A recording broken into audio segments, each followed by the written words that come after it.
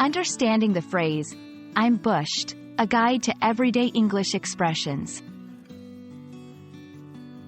Hello, everyone.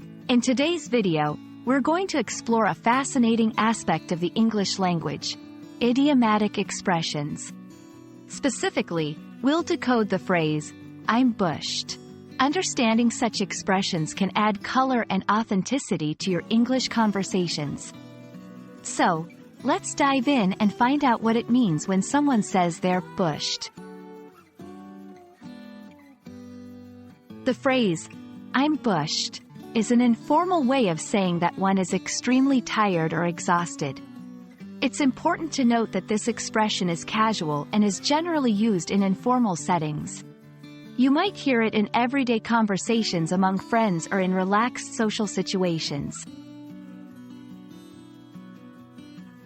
Understanding the origin of idiomatic expressions can be fascinating and helpful. The phrase, "I'm bushed," is believed to have originated from early American or Australian English. The term, bush, refers to wild, uncultivated land. Early explorers or travelers who got lost or had to struggle through dense bush or forests would end up being very tired. Hence, saying, "I'm bushed," conveyed the sense of being as tired as someone who's been through a bush.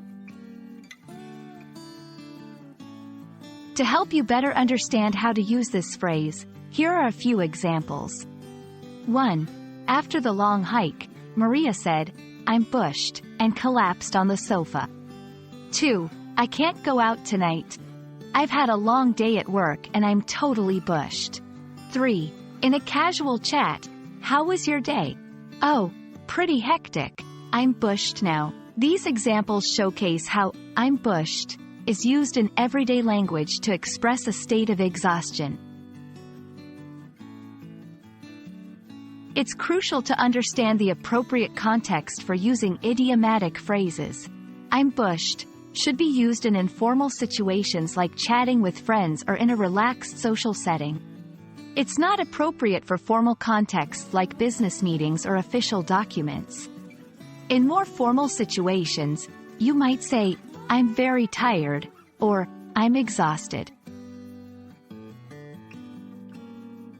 That's all for our exploration of the phrase, "I'm bushed."